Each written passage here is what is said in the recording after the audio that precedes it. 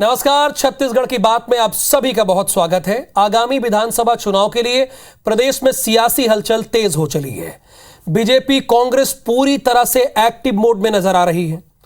कांग्रेस के लिए मुख्यमंत्री भूपेश बघेल खुद मोर्चा संभालते हुए सभी विधानसभा क्षेत्रों का दौरा करके जमीनी फीडबैक ले रहे हैं और हकीकत जानने की कोशिश कर रहे हैं। तो अब बीजेपी भी बूथ स्तर पर उतरकर सरकार की घेराबंदी करने की तैयारी में है। नई स्ट्रेटजी के तहत कांग्रेस की वादा खिलाफी को मुद्दा बनाएगी भारतीय जनता पार्टी। पार्टी ने अपने सभी मोर्चा और प्रकोष्ठ को इसकी तैयारी में लगा दिया है। एक और बीजेपी कांग्रेस के 36 चुनावी वादों को लेकर जनता के बीच जाने की तैयारी में जुटी है। तो कांग्रेस ने इसी पर सवाल दाग दिया है कि बीजेपी पहले यह तो बताए कि उसने 15 साल के कार्यकाल में कितने वादे किए। तो 36 वादों की बिसात किसकी शह, किसको मात, इसी पर चर्चा करेंगे। दोनों खास मेहमान हमारे साथ जुड़े हुए हैं। केदार गुप्ता जी भारतीय जनता पार्टी के नेता हैं, आपका बहुत स्वागत। और सुरेंद्र शर्मा जी ये कांग्रेस के प्रवक्ता हैं। आप दोनों मेहमानों का बहुत स्वागत है। इन दोनों से बहस करेंगे, लेकिन एक एक्सक्लूसिव रिपोर्ट देखने के बाद।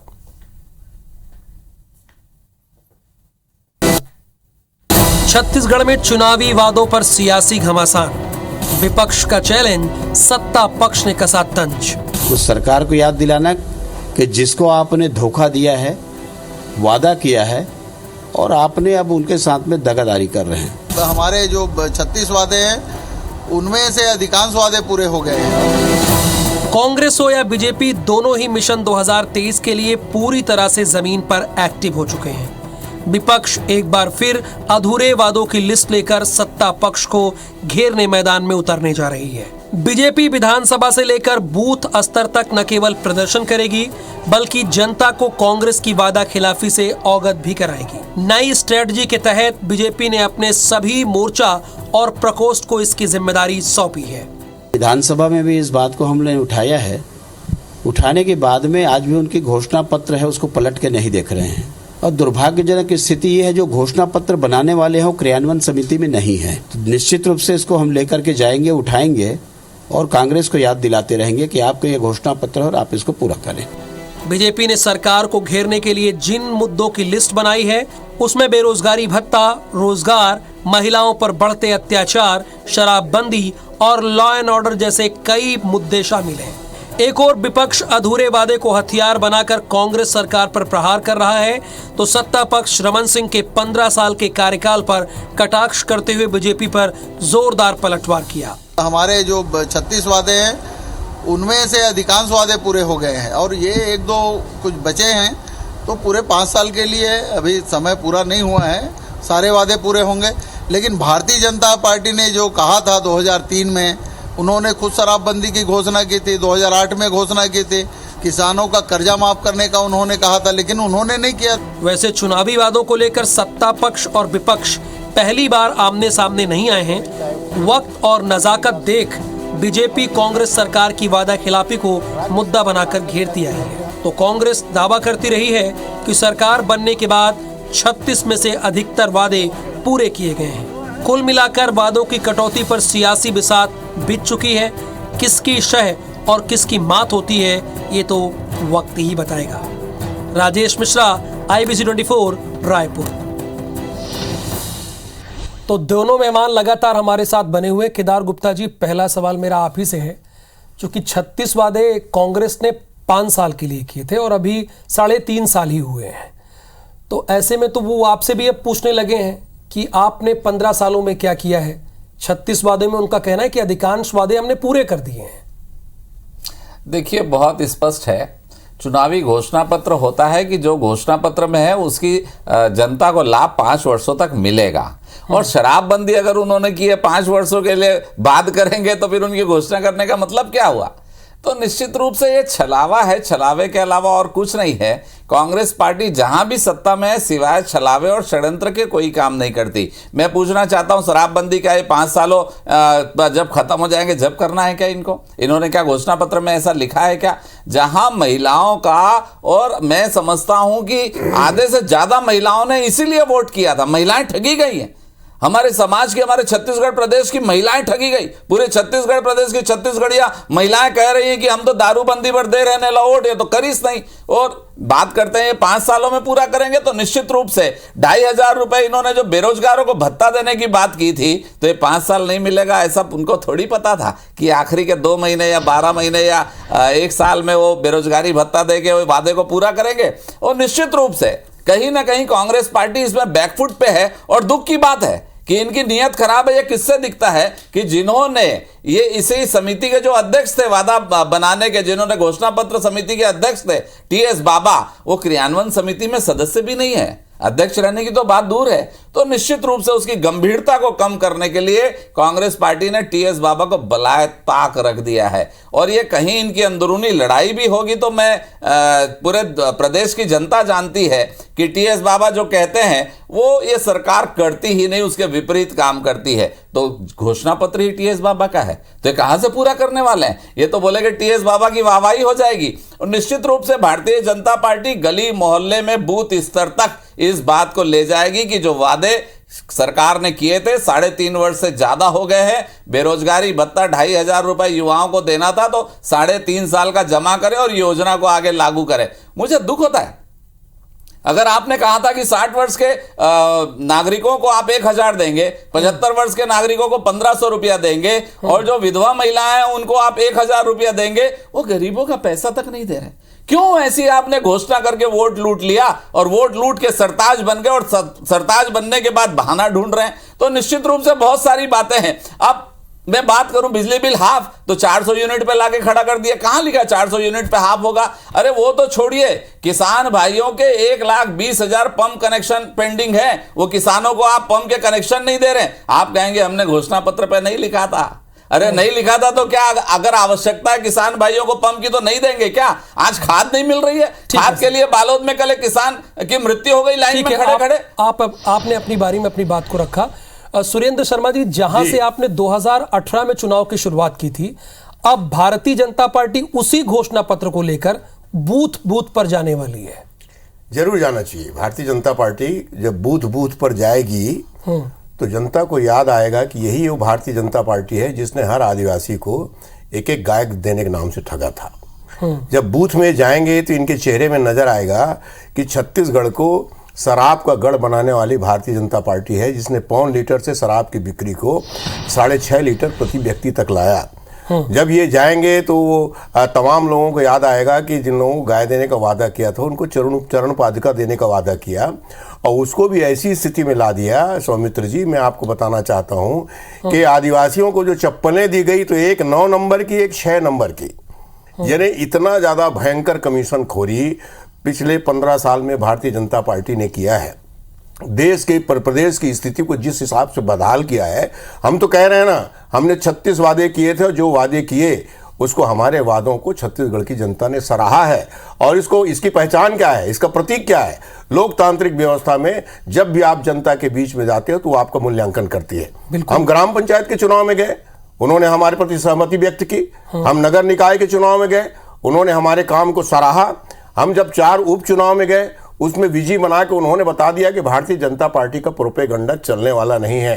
छत्तीसगढ़ में भारतीय जनता पार्टी आज की तारीख में बहुत ज़्यादा संकट की स्थिति में है। और अगर बात लंबा हो जाएगा, अगर वादे निभाने की बात है तो 15 लाख रुपए कहाँ गए, ये भी जनता इनसे पूछेगी। 2 करोड़ हर साल नौकरी देने की बात है, वो कहाँ गया, ये भी जनता पूछेगी।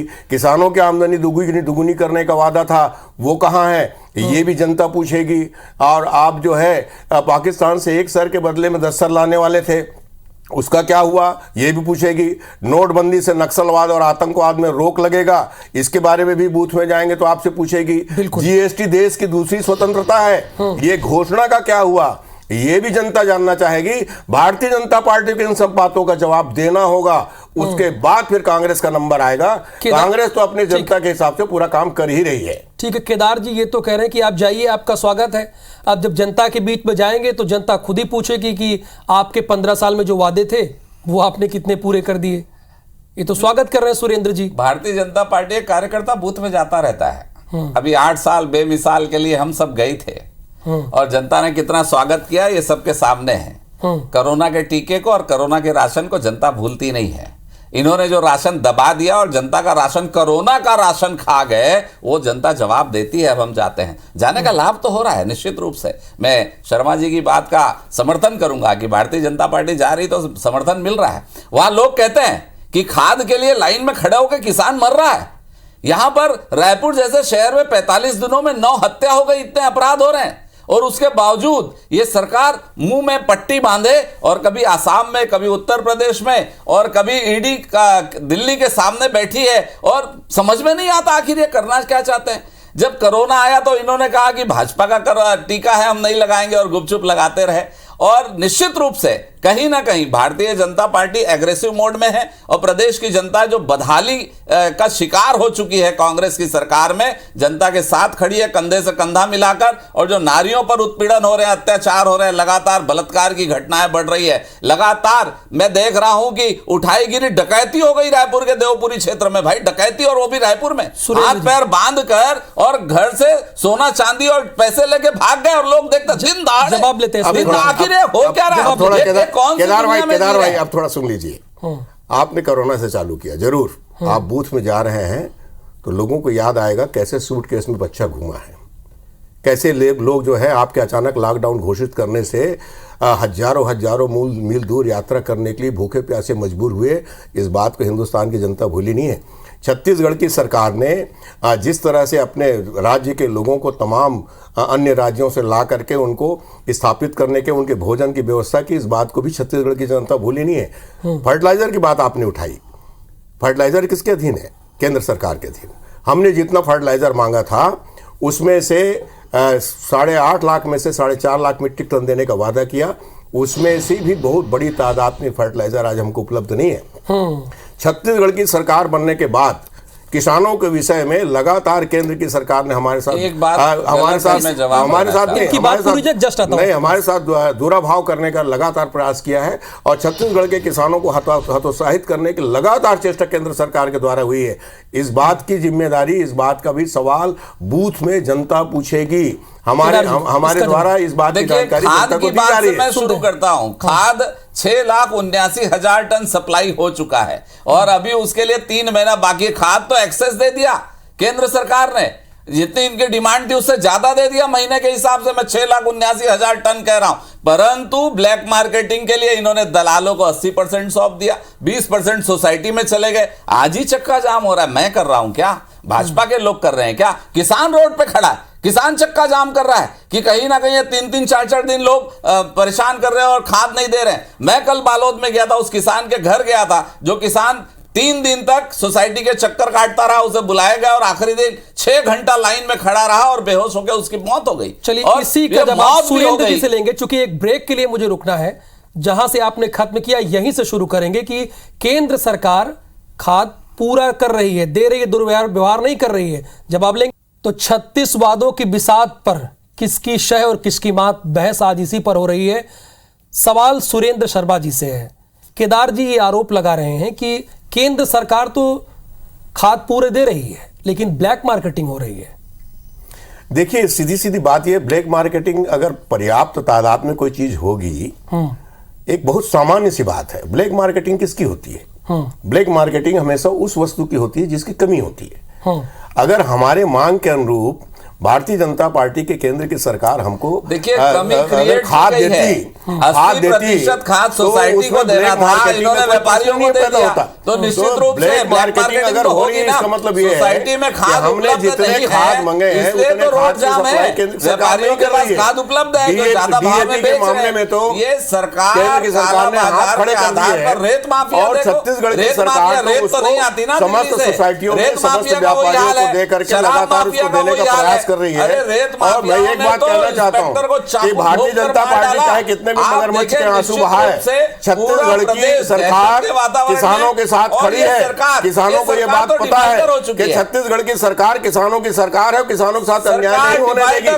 जबकि ये है कि केंद्र की सरकार ने किसानों को 2 गुना आमदनी करने के नाम से ठगा है, किसानों को स्वामीनाथन आयोग की रिपोर्ट लागू नाम करने के नाम से ठगा है और मनमानी कानून बना करके किसानों को खालिस्तानी और पाकिस्तानी सर, कहने एक तक की मिनट। जरूरत की है। देखिए, ऐसे में अगर दोनों लोग एक एक करके बोलेंगे तो जनता आपकी बात को समझ पाएगी।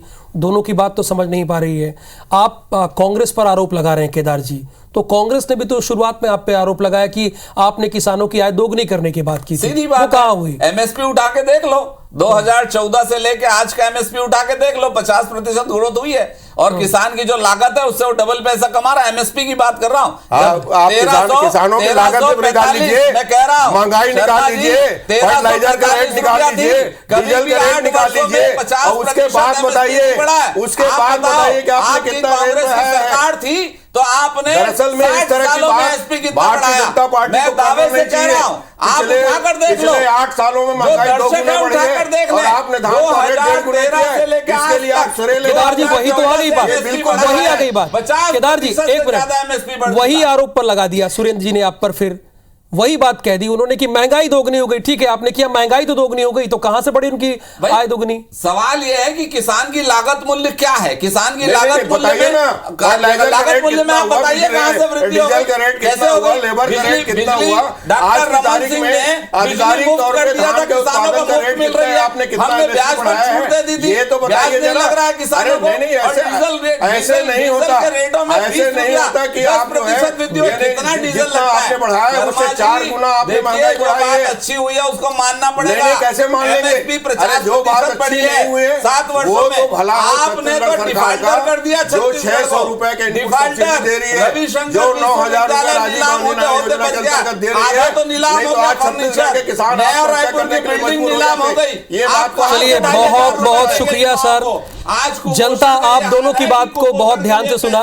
पोषण देने के लिए केदार जी बहुत धन्यवाद, सुरेंद्र शर्मा जी आपका भी बहुत धन्यवाद। अब इस सब जो जनता पर तय करना होगा, जनता तय करेगी कि वो 36 वादों को देखती है या 15 साल के अधूरे वादों के, और किसे अधूरा मानती किसे पूरा, ये जनता पर ही छोड़ देते। फिलहाल आप दोनों का बहुत बहुत शुक्रिया इस बहस में आने के लिए। नमस्कार।